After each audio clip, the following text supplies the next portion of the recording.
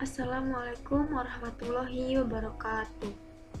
Kami dari kelompok 7 kelas 2D Pendidikan Matematika Universitas Singapura Karawang 2020 akan menjelaskan materi tentang manusia sebagai animal edukandum dan konsep fitrah manusia dalam perspektif filsafat pendidikan, dengan tujuan untuk memenuhi nilai mata kuliah filsafat pendidikan dengan dosen pengampu Dr. Haji Dadang Rahman Munandar, MPD.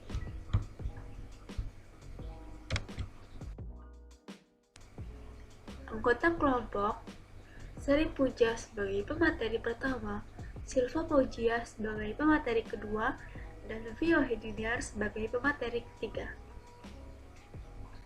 Langsung saja kita ke materi. Manusia sebagai animal edukandum. Manusia sebagai animal edukandum secara bahasa berarti manusia merupakan makhluk yang dapat dididik dan mendidik.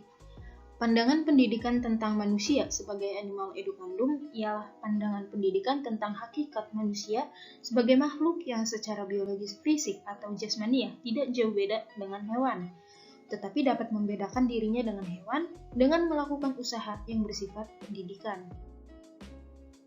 A. Pendidikan hanya untuk manusia. Dari pengertian tersebut, secara tidak langsung menunjukkan bahwa terdapat perbedaan antara manusia dengan hewan, ialah bahwa manusia dapat dididik dan mendapat pendidikan. Hal inilah yang membedakan antara manusia dengan hewan. Pada umumnya, hewan tidak dapat dididik, melainkan hanya dilatih melalui pemberian tekanan-tekanan. Artinya, latihan untuk mengerjakan sesuatu yang sifatnya statis atau tidak berubah. Manusia dan hewan. Dari pengalaman yang pernah dialami manusia, ada harimau sirkus yang buas, ada gajah sirkus yang membanting pawangnya. Gajah dan harimau tidak dapat membedakan yang baik dan buruk. Mereka tidak memiliki hati nurani dan nilai. Gerakan monyet pada pertunjukan topeng monyet merupakan mereka bisa melakukan hal tersebut karena mereka dilatih dan bergerak mekanis tanpa berpikir. Manusia dan hewan memiliki persamaan. Secara fisik hampir sama dengan hewan, apalagi dengan hewan menyusui. Memiliki indera untuk mengamati lingkungan, sama-sama memiliki insting, namun pada manusia peranan insting tersebut digantikan akal budinya yang sama sekali tidak dimiliki hewan. Manusia memiliki kata hati atau hati nurani, yaitu kemampuan manusia untuk membedakan antara nilai baik dan buruk, jelek dan indah, benar dan salah. Kemampuan inilah yang membuat manusia dapat dididik. Mengapa manusia perlu dididik atau mendidik? Dasar biologis mengemukakan bahwa manusia lahir dengan kondisi yang tidak dilengkapi dengan insting sempurna untuk menyesuaikan diri terhadap lingkungannya. Manusia perlu masa belajar yang panjang sebagai persiapan bersaing dalam lingkungan. Dasar sosioantropologis mengemukakan bahwa peradaban tidak terjadi dengan sendirinya dan masyarakat menginginkan kehidupan yang berada. Mengapa manusia perlu dididik atau mendidik? 1. Manusia dilahirkan tidak berdaya. Manusia begitu lahir ke dunia perlu uluran seorang ibu. 2. Manusia lahir tidak langsung dewasa, harus memperoleh pendidikan, di mana generasi tua akan mewariskan pengetahuan, keterampilan, dan nilai-nilai. 3. Manusia pada hakikatnya makhluk sosial, tidak akan menjadi manusia seandainya tidak hidup bersama manusia. Ingat Tarzan, manusia serigala, lain halnya dengan hewan. Manusia sebagai makhluk yang dapat dididik. Pendidikan akan dimulai segera setelah anak lahir dan akan berlangsung terus sampai manusia meninggal dunia. Sepanjang ia mampu menerima pengaruh-pengaruh, oleh karena itu pendidikan akan berlangsung seumur hidup. Saya akan melanjutkan materi selanjutnya. Dasar minimal usaha mempertahankan hidup manusia terletak pada 3 orientasi hubungan manusia, yaitu hubungan manusia dengan Tuhan Yang Maha Esa, hubungan manusia dengan sesama manusia, hubungan manusia dengan alam sekitar. Dari prinsip hubungan inilah kemudian manusia mengembangkan proses pertumbuhan kebudayaan. Inti dari kegiatan pendidikan adalah pemberian bantuan kepada anak dalam rangka mencapai kedewasaan. A. Bahwa yang dibantu adalah seorang anak yang memiliki aktivitas. Aktivitas yang direalisasikan hendaknya tidak bertentangan dengan proses dan arah kegiatan yang bersangkutan. Jadi, aktivitas dan kreativitas anak didik yang sejalan dengan proses dan arah pendidikan. B. Pencapaian kemandirian harus dimulai dengan menerima realita tentang ketergantungan anak mencakup kemampuan untuk beridentifikasi, bekerja sama dan meniru pendidikannya.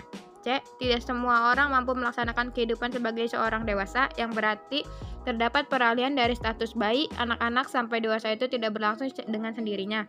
Artinya, manusia mendapat pengaruh-pengaruh dari luar. Anak manusia dalam kondisi perlu bantuan. Anak manusia untuk bisa menjadi manusia yang mandiri membutuhkan suatu proses yang lama dan tidak akan dengan sendirinya tanpa bantuan orang lain untuk mencapainya. Karena itu, anak manusia memerlukan bantuan orang lain yang berada di sekitarnya. Manusia pada saat lahir tidak langsung dapat mengembangkan kemanusiaannya karena ketidakberdayaan dan kelemahannya yang ia miliki secara kodrati memerlukan ulur pihak luar untuk membantunya. Namun, secara kodrati pula anak dilahirkan dengan potensi untuk berkembang menuju kemandirian. Potensi inilah yang perlu dipahami oleh pihak luar, khususnya orang tua, sehingga potensi tersebut dapat berkembang secara optimal. 1. Manusia lahir tidak berdaya. A. Manusia memiliki kelebihan. Manusia seringkali dibandingkan dengan hewan pada umumnya. Dalam membandingkan itu ditunjukkan dari kelebihan martabat dan kehidupan manusia di atas hewan. B. Manusia belum dapat menolong dirinya sendiri. Manusia dilahirkan dalam keadaan belum dapat menolong dirinya sendiri, juga dalam hal-hal yang sangat penting bagi kelangsungan hidupnya. C. Manusia dilahirkan dalam lingkungan manusiawi. Manusia dilahirkan dalam lingkungan manusiawi yang bertanggung jawab, yang berperasaan, bermoral, yang sosial. 2. Dunia manusia sebagai dunia terbuka. A. Manusia belum siap menghadapi kehidupan. Anak manusia dilahirkan dalam keadaan belum siap menghadapi kehidupan. Karena belum siap dan belum terspesialisasi itu, ia harus mempersiapkan diri dan mendapatkan suatu cara yang khas bagi dia dalam melaksanakan kehidupannya. B. Manusia mampu menggunakan alat. Melalui anggota tubuhnya, manusia menemukan kemungkinan dan kemampuan untuk menggunakan alat. Kemampuan ini membuka corak dan dimensi yang secara prinsipil berlainan dengan hewan. C. Manusia sebagai makhluk yang perlu dididik. Perlu pendidikan yang diartikan mencakup keseluruhan pribadi manusia, mencakup pengetahuan, nilai, keterampilan, emosi, dan spiritual.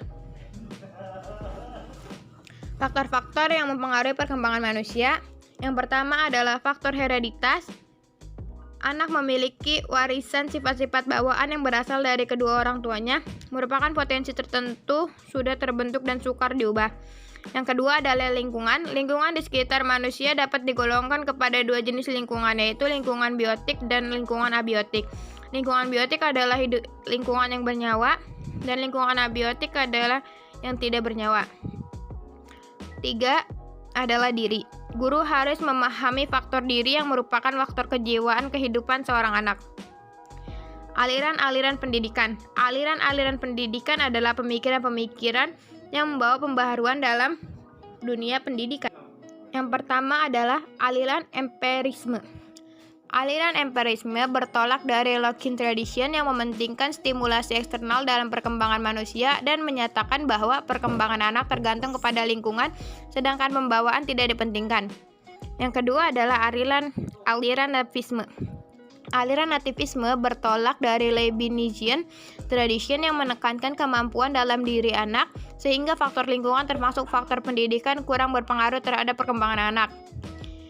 Yang ketiga adalah aliran naturalisme. Pandangan yang ada persamaannya dengan nativisme adalah aliran naturalisme yang dipelopori oleh seorang filsuf Prancis. Yang terakhir adalah aliran konvergensi. Aliran konvergensi adalah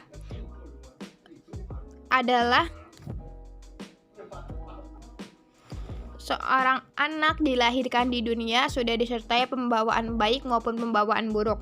Dan aliran ini perintisnya adalah William Strauss. Mungkin sekian materi dari saya.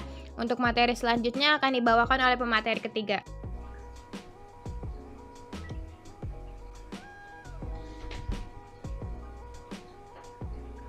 Fitrah adalah pencipta atau menjadikan sesuatu yang belum ada sebelumnya dan merupakan pola dasar yang perlu penyempurnaan. Menurut Sadmi dan Zain, fitrah adalah potensi laten atau kekuatan yang terpendam yang ada dalam diri manusia di bawah sejak lahiran. Hakikat fitrah potensi manusia dalam pandangan filsafat pendidikan.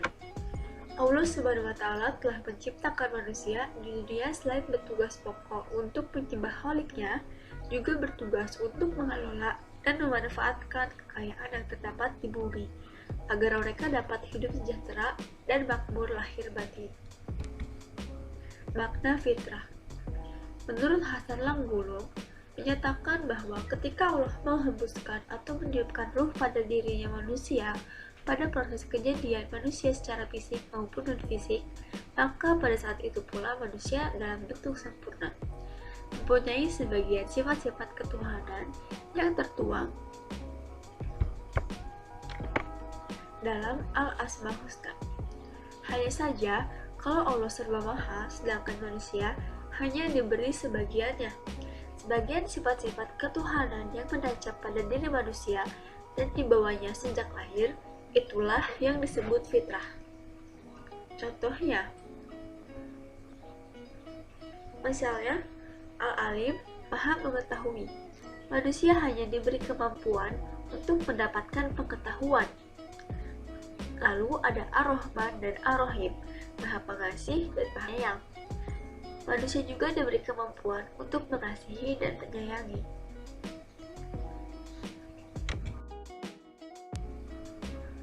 Selanjutnya ada macam-macam fitrah. Yang pertama ada potensi fisik atau psikomotorik, merupakan potensi fisik manusia yang dapat diberdayakan sesuai fungsinya untuk berbagai kepentingan dalam rangka pemenuhan kebutuhan hidup. Yang kedua, potensi mental intelektual atau IQ, merupakan potensi yang ada pada otak manusia yang fungsinya untuk merencanakan sesuatu, untuk menghitung dan menganalisis serta memahami sesuatu tertentu.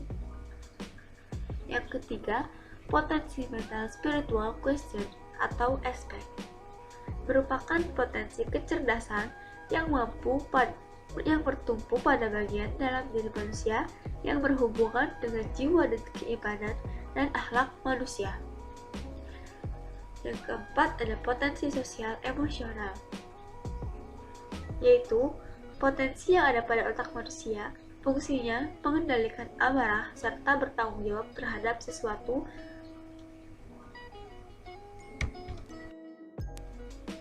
Selanjutnya, hubungan fitrah dengan pendidikan. Hubungan fitrah dengan pendidikan adalah potensi yang ada atau kemampuan jasmani dan rohaniah yang dapat dikembangkan tersebut. Pendidikan merupakan sarana atau alat yang menentukan sampai di mana titik optimal kemampuan-kemampuan tersebut untuk mencapainya.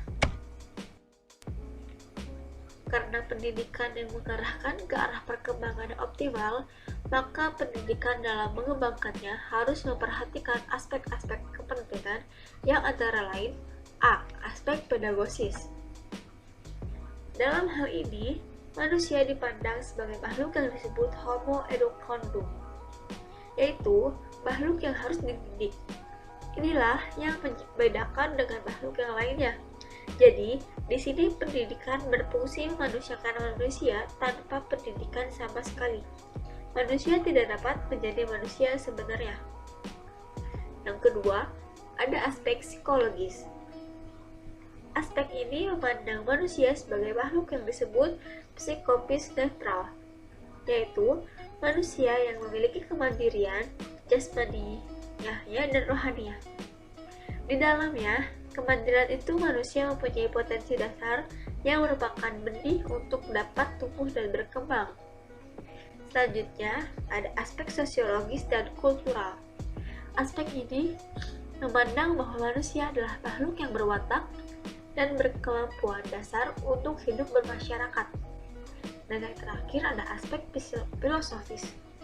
Aspek ini, manusia adalah makhluk yang disebut Homo species, yang disebut Homo sapiens, yaitu makhluk yang mempunyai kemampuan untuk berilmu pengetahuan.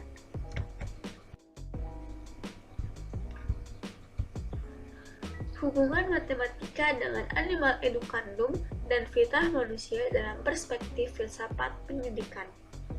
Matematika merupakan suatu perhitungan angka-angka yang tidak akan pernah lepas dari kehidupan manusia. Ilmu matematika dan filsafat mempunyai keeratan hubungan dibandingkan keilmuan lainnya. Karena matematika dan filsafat sama-sama merupakan fondasi dari semua jenis keilmuan. Diperlukan adanya potensi atau fitrah pendidikan dalam memahami hal-hal yang ada dalam matematika. Maka, dapat disimpulkan bahwa matematika berhubungan dengan filsafat edukandum serta fitrah manusia dalam perspektif filsafat pendidikan.